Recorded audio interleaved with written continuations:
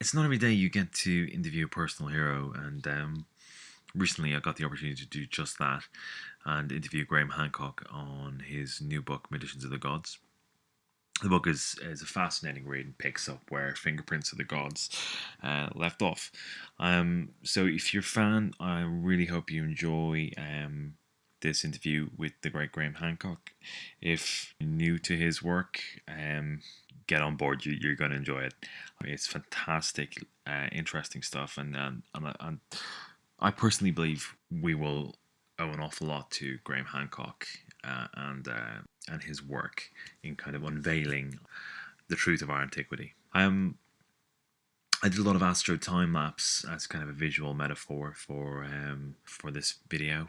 I felt it was fitting, given the subject matter and our relationship with celestial bodies hurtling towards Earth. What you're going to see is the Perseid meteors from August and the quadrantids from earlier on in the year.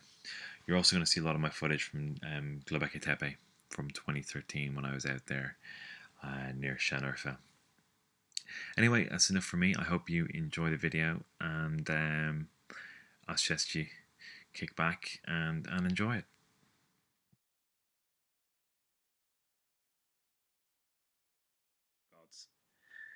There are traditions that come down to us from the remotest antiquity that describe a sort of former golden age of mankind, which is brought to an end by a terrible global cataclysm.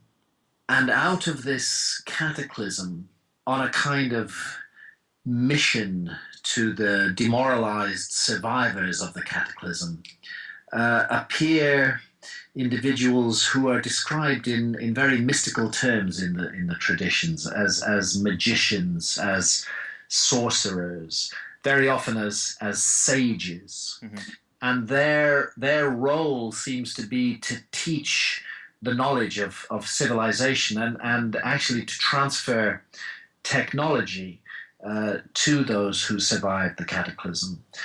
They seem to be about rebooting civilization after a disaster, and references to them are found in many, many cultures, and often there are 7 of them. So there were 7 sages in Mesopotamia. There were 7 rishis, and the word rishi means essentially sage, in India, associated with the flood tradition. Okay. The bringers of civilization after the flood. There are 7 sons of kings who established civilization on Easter Island. There are 7 sages spoken in the Edfu building texts of Egypt. It seems to be a worldwide tradition, and it was in reference to these curious individuals that I used the title Magicians of the Gods for my book.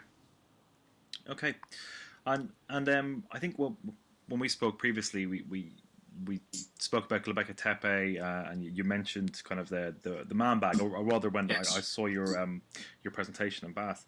Yes, and, that's right. And you mentioned the Firbolg as well. Yeah. And you refer to that in the book, and more specifically Gobekli Tepe.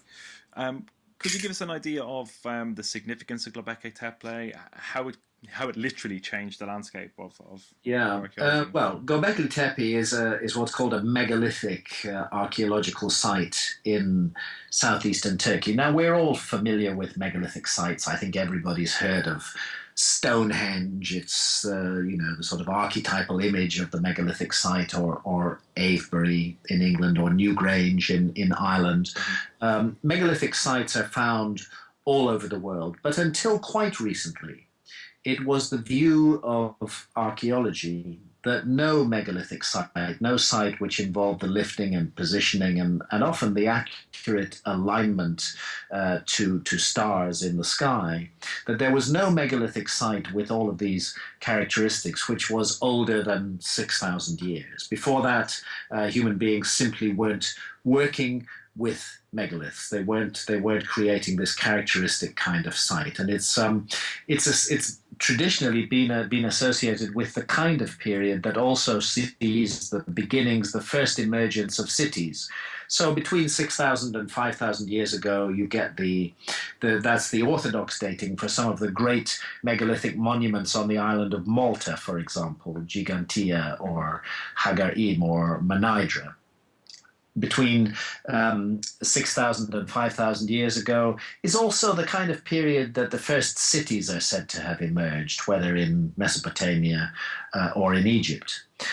So here's the puzzling, really world-changing thing about Gobekli Tepe, this giant megalithic site, which actually turns out, when we consider the unexcavated areas of it as well as the excavated areas, which actually turns out to be 50 times larger than Stonehenge, is also thousands of years older than Stonehenge. Gobekli Tepe now is firmly dated by the German Archaeological Institute to 9,600 BC. In other words, 11,600 years ago. That's at least 5,500 years older, maybe more, than the oldest megalithic sites previously recognized anywhere on Earth. And in the case of those known megalithic sites like Stonehenge or Avebury or Newgrange, we have a social context in which to place them. There's a background. We have a society that's already practicing agriculture, where there is a surplus produced, allowing specialists to emerge with stonemasonry or astronomical or architectural skills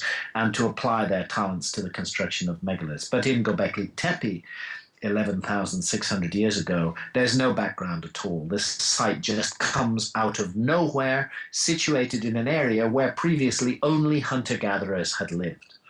So it's very hard to explain how a group of hunter-gatherers woke up one morning 11,600 years ago and decided to create the largest megalithic site that would ever be built on Earth.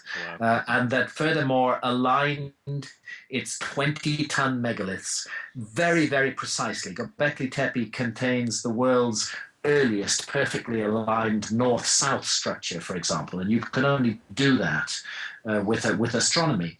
And at the same time, we find that agriculture suddenly appears in the same region of southeastern Turkey. So if we're to believe the mainstream story, here's a group of incredibly inspired hunter-gatherers who wake up one morning and, despite the fact that they had no previous experience of architecture, decide to create this giant megalithic site that makes Stonehenge look like a dinky toy.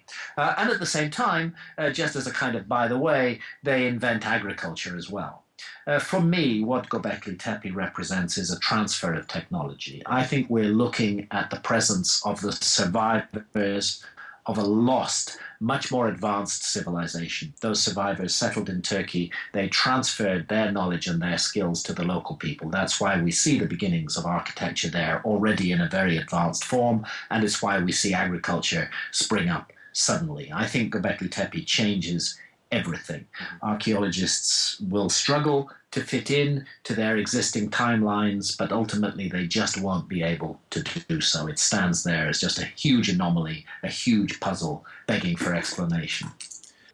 The things I really enjoyed in the book is how strongly you built the case of empirical evidence, and used, I suppose, geological evidence to counterweight what would be perceived as the lack of archaeological evidence. Yeah. Well, look, I feel that what's at stake here is very large. The whole of human prehistory is at stake. Things may be very, very different than how we've been taught. And in such a high stakes game, it's important to play it with the best hand you have, to put forward the most solid, the most thoroughly grounded evidence that anybody can understand. And I've certainly attempted to do that in Magicians of the Gods, and I've drawn on many, many, many mainstream scientific sources to underline the points that are made in that book.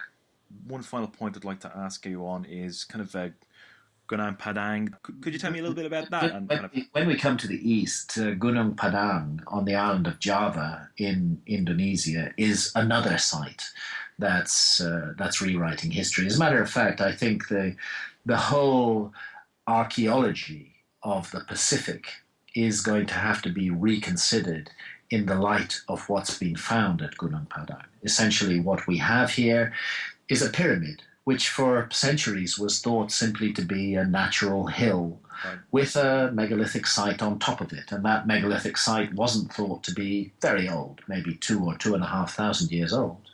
But it turns out that Gunung Padang is not a natural hill at all. It's entirely a man-made hill. In fact, it's a pyramid. And indeed, there is a megalithic site on top of it, but it turns out that the whole pyramid is megalithic, going down to a depth of more than 100 meters below the summit. This is a giant structure. Now, drill cores have been put down into the structure, and what they've brought up, together with fragments of worked stone, is datable organic material that can be carbon dated. And these carbon dates are really, in many ways, as big a challenge to the established timeline of history as Gobekli Tepe is, because the indications are that the Gunung Padang pyramid was, the work at any rate began on it more than 20,000 years ago, right at the peak of the last ice age, when the world was very different to how it is today, and when sea levels were 400 feet lower than we are today. Mm-hmm. And it's interesting, if you look at the region in which Gunung Padang is found, this region, which involves the Malaysian Peninsula, the islands of Indonesia, this region was a continent-sized landmass that was above water. It wasn't a peninsula and a bunch of islands. It was a huge hinterland.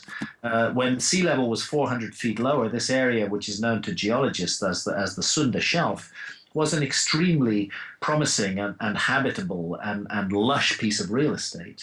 But it was submerged incredibly rapidly, round about 11,600 years ago, by a sudden rise in sea levels, and huge areas of land went underwater. And what Gunung Padang looks like, built on the highland that was never submerged, it looks like a place that was designed to preserve information from before the cataclysm to a time long after the cataclysm. It looks, in other words, like a sort of time capsule, right, just as Gobekli Tepe does. And let's not forget, there's a hill on top of Gobekli Tepe, and that hill also was entirely man-made. In fact, Gobekli Tepe in the Turkish language means pot-bellied hill, and that's for a very long time what it was thought to be, until they dug into that hill and found a site that cannot be explained within the existing model of history. Well, I think that brings me to my last question. Do you have time for another question? Or yes, absolutely, Darren. Within the book, we talk about, or you talk about two comets and the legacy of those, the devastating legacy. One comet. Okay. Yeah.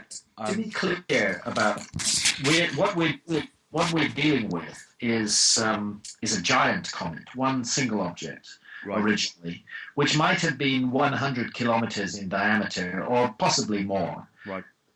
There's a lot of work has been done on this in recent years, and these comets come from a very distant region of the solar system called the Oort cloud. Right.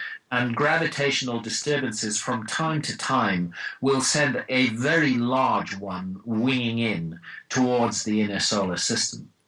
And these things travel very fast. They travel at 70,000 kilometers an hour. And you're dealing with a huge object in the case of a giant comet. Now, the evidence is that a giant comet, minimum diameter 100 kilometers, was drawn into the inner solar system about 20,000 years ago and went into an orbit that crosses the orbit of the Earth. For about the next 8,000 years, apart from a spectacular display from time to time in the skies, nothing much happened. But then that comet began to break up into multiple fragments. We know that comets do this, and anybody can, I think, remember the case of Comet Shoemaker-Levy 9, which hit Jupiter in 1994 with dramatic effect, and which broke up into 20 fragments. Each one of those fragments caused a massive explosion on the surface of Jupiter. Same thing seems to have happened with the giant comet that was brought brought into an Earth-crossing orbit 20,000 years ago. By 12,800 years ago, it had broken up into multiple fragments, spreading out along the course of its original orbit. And what happened 12,800 years ago was that several of those fragments, possibly as many as 8, entered the atmosphere of the Earth and impacted with the Earth itself. And this set in motion the cataclysm that geologists call the Younger Dryas, a sudden return to deep freezing, the deep freeze of the Ice Age. The coldest temperatures of the Ice Age had been registered 21,000 years ago, and suddenly here, 12,800 years ago, we're back into that intense cold. There were huge extinctions of animal species. Not all of the giant comet hit the ground. Only 8 fragments of it hit the ground at that time. The evidence is that further fragments of the same comet hit the Earth 11,600 years ago. On that occasion, the impacts were focused upon ocean. They threw a huge cloud of water vapor into the upper atmosphere, creating a greenhouse effect, which caused the world to come very rapidly out of the Younger Dryas deep freeze and caused a further massive flooding of the remnant ice caps. It looks like we've had further encounters with the debris stream of that comet on a number of occasions since then, notably in the Bronze Age, and the most recent encounter was in 1908, and that was the so-called Tunguska event, when a bit of that comet fell out of what we call the Taurid meteor stream and airburst over fortunately, an uninhabited area of Russia in 1908. It was just a little bit of the comet, but it flattened 80 million trees across an area larger than the city of London. So we are in a relationship with the debris stream of a giant comet. We have had a relationship with that debris stream for 20,000 years. It became acute 12,800 years ago. There was a second episode 11,600 years ago. There have been other smaller episodes subsequently, and astronomers calculate that that comet and its debris stream are not yet done with us. We pass through the debris stream of the comet twice a year. We call it the Taurid meteor stream. It's 30 million kilometers wide. It takes us 12 and a half days to pass through it on each passage. And the calculations of the astronomers is that we should be paying much more attention to the Taurid meteor stream than we have been doing up to now, because there are still a number of very large objects within it which could still affect the future of life on Earth. So there's a huge message for us today from the past then. I believe there is a message for us from the past, and peculiarly appropriate because we're probably the first civilization that's ever had the capacity to intervene successfully in our cosmic environment. We could end this threat of comets and asteroids if we chose to do so.